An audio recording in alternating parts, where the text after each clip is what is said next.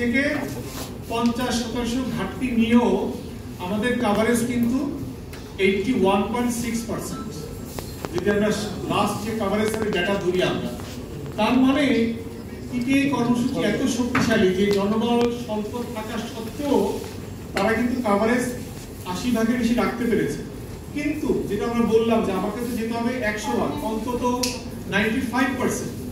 সুতরাং যদি আমি 95 যেতে চাই এবং নতুন টিকা সংযোজন হচ্ছে, আপনারা সবাই জানেন যে গত বছর কিশোরীদের জন্য এইচপিভি টিকা চালু হয়েছে, টিসিবি বা টাইফয়েড টিকা চালু হবে।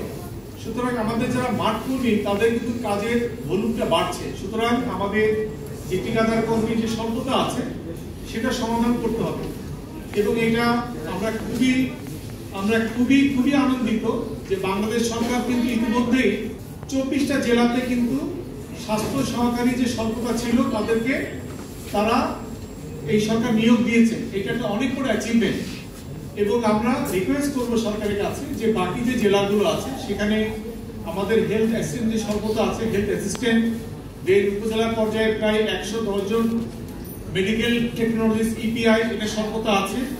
প্রায় অর্ধেকের বেশি জেলাতে জেলা কোল্ড টেকনিশিয়ান স্বল্পতা আছে এবং সর্বোপরি ইপিআই যে হেডকোয়ার্টার সেখানে কিন্তু প্রায় 45% যে কর্মী এবং অফিসারের স্বল্পতা আছে।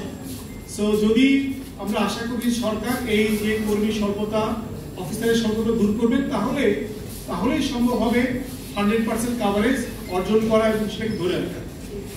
থার্ড যে পয়েন্টটা যেটা আমি একটু আগে বললাম যে শহরের কভারেজ পিছিয়ে আছে গ্রাম থেকে, অথচ শহর কিন্তু সব দিক দিয়ে কিন্তু basic facilities high but unfortunately coverage is লো।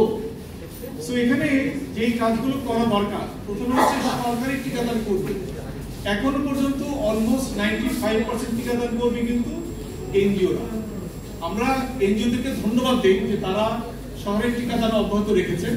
কিন্তু যেটা আমরা জানি যেহেতু বাংলাদেশ মিডল ইনকাম কান্ট্রি হয়ে যাবে আগামী বছর, তখন ডোনার ফান্ডিং আরো কমে যাবে। সো তখন এনজিওরা চাইলেও কিন্তু কর্মী দিতে পারবে না। আপনার প্রিয় কাপড়ের যত্নে এলো এনজাইম সমৃদ্ধ Arik silver wash detergent powder 500 গ্রাম মাত্র 70 টাকা। প্রিমার্ক।